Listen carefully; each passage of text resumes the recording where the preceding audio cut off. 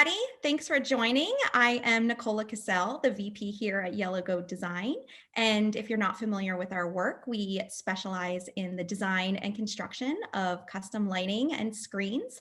Today, I'm joined with Jeff Barnes, architect and partner at Dale Partners in Jackson, Mississippi. Jeff, thanks so much for joining us today. I'm so excited to talk to you about our recent collaboration on the Windcreek Wetumpka Hotel and Casino located in Alabama. And for those that are not familiar with the property, is outside of Montgomery. So thank you for joining us.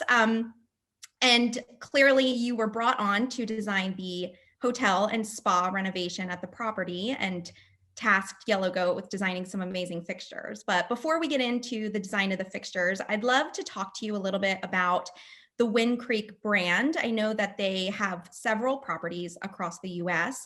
Can you talk a little bit about who is behind the brand and what makes them different from other hotel and casinos? Certainly. Number one, thanks for having me on. One of my favorite things to talk about is a successful project. Same. So, yeah.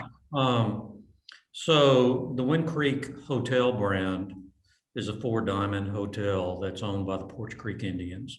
Okay. And they have a Windcreek Hotel at each of their properties, and their properties started out in Alabama because they're an Alabama-based Indian tribe where they have trust property that allows them to build a casino area on that trust property.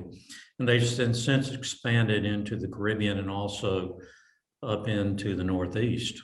So they're an aggressive, growing organization and a great client. That's amazing. And how about this particular property at Weteumpka? What was the design concept and the inspiration behind your renovation?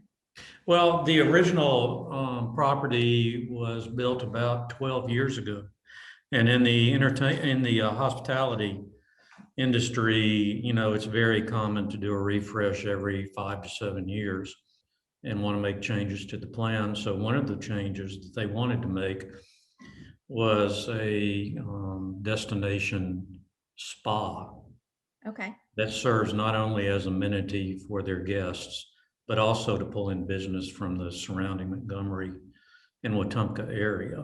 We were hired to provide architectural and interior and FF&E services for that spa.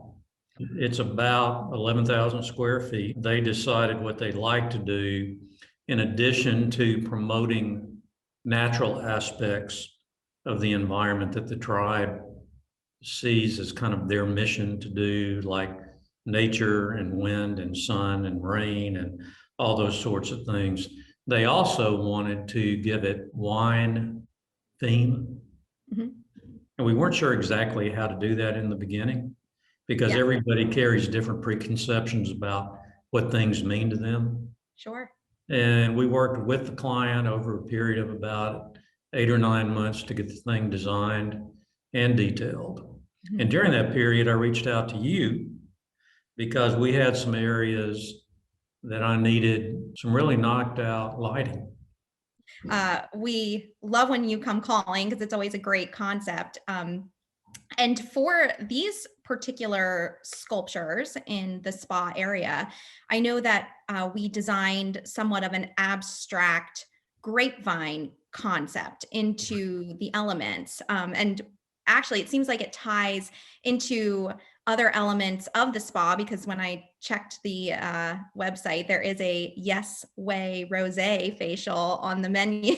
So it's very fun that it really captures multiple aspects of the spa. But tell me more about the design of this sculpture and what led you to concept with grapevine elements. So number one, the very first statement space that you enter into, because this is on the second floor, is the elevator lobby. And so what I needed was a really dynamic linear fixture that is really more environmental than just pendants hanging out of the ceiling. And so I was scouring the websites and looking for ideas. I had tried to use your arboreal fixture on another property and it didn't work out. But I said, that's the perfect place to do that. And we can probably customize it because, it's just die cut sheets of thin aluminum that you arrange in kind of random ways to give you, in this case, a natural look. Really, that whole linear nature was something for the lighting fixture that was really important. And we just strung custom abstract grape leaves. So when you got off the elevator, you would feel like you were under one of those arbors, out in the country. And in our part of the country, you have muscadines, but in other parts of the country, you have grapevines. I feel like it really sets the tone for the guests. It's very experiential in a sense where they're being transported into a relaxation state of mind. But this gave us a lot of sparkle to play against the rustic woods and the scrub woods and, all those rich wine colors. And we did a whole variety of color palette choices from kind of Chardonnay colors to deep burgundy color. And we also colored your metal sheets and mixed those up with bronzes and pinks and burgundies and golds and all that. So it ties in really well. The lighting fixtures tie in really well. And I reused that lighting fixture because it's so stunning, not only in the elevator lobby, but over the reception desk and then again over the whirlpool. I actually was thrilled to see that there's an amazing sculpture over this whirlpool in the wet spa area. Were you concerned with so much steam coming off of this thing? How does one go about designing in damp and wet areas? One thing over water features, the health department doesn't allow you to put in your typical lighting fixtures because of the pendants, because they're worried about something coming loose and something electrical falling down into the water. Sure. And electrocuting somebody. Yeah. So see, this arboreal fixture was perfect because really all it is suspended metal sheets. And then we did recessed lighting up above. And the key to, in this instance, to the finishes in that space and the lighting was we have really heavy duty exhaust that takes out all the moisture. For our viewers, the aluminum that Jeff is referring to has a lot of reflective qualities. One side is a mirror finish and the other side is satin. So it really does reflect and sparkle with the supplemental downlighting that's in the space, which allows you to not really have to incorporate lighting. So that is a great material when you're a bit limited. Of course, I'd like to talk about the wine glass chandelier, which is exactly what it sounds like. It was 120 clear acrylic wine glasses suspended from a ceiling plate.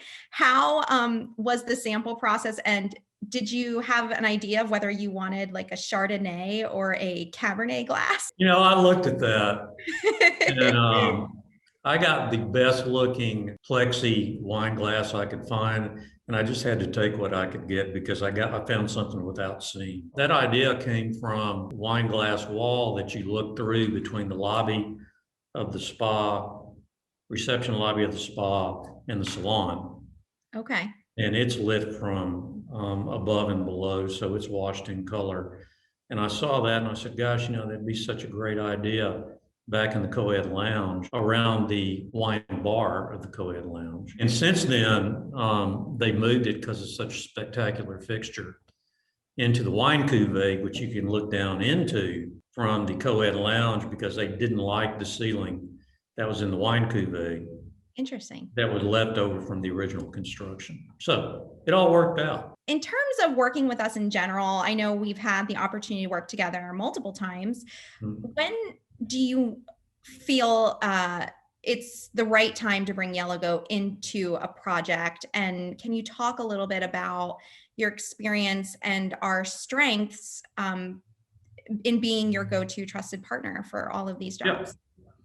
So earlier is better because all projects are budget driven these days. We agree. And it's like on another job that's not this one, but another job that y'all have done a really nice fixture for me on. I had a budget early on and I knew I needed a lighting fixture that was big. It's 12 feet tall about 3 foot in diameter. And, if you can't get what you need, you got to back up and change the design of the whole space. So I usually call you guys pretty early because your fixtures tend to be kind of focal point fixtures in our projects anyway. We have to design the interiors cohesively. So if your statement piece doesn't work out, you're in trouble. It's a very collaborative process, and we like to be involved from the beginning so we can manipulate and redesign if needed, and of course work with budget. So I'm glad that you said that. I think a lot of people assume Yellow Goat is out of reach from a budget standpoint, but we certainly work with our clients to meet many price points. We design in a third tier market. You guys have been able to help us maintain our design concepts within budget. From my perspective, there are two distinct phases where you guys have a lot of strength in the collaborative process. Well, number one, you've got a team that understands kind of the concept up front and the design. And then you do these incredibly informative renderings of lighting fixtures that helps me go back to the client and say, okay, this is what I'm thinking about. What do you think about it? Then you guys are very detailed in I would call them your construction documents. And you're good about prompting me to get you approvals and approve things. And you guys you hadn't led me down the primrose path on anything yet. So well, I enjoyed it. That's the best feedback I think we could ever hope to get from a client. So thank you for speaking so highly of our process. And before we wrap, I did want to talk briefly about the future of the hospitality industry, considering everything we've gone through over the past year and the implications of COVID. Do you feel guests are traveling again? And is the Weteumpka property open and servicing clients? It is open. They've still got their slots spaced out 6 feet apart. Okay.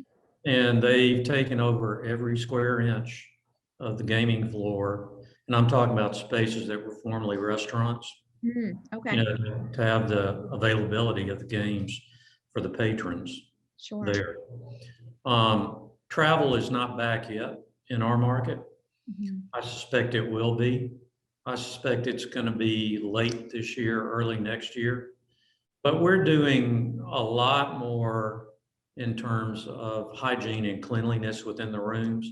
Like we're doing UV lights now under the mirrors, which bathe the faucets and sterilize them constantly.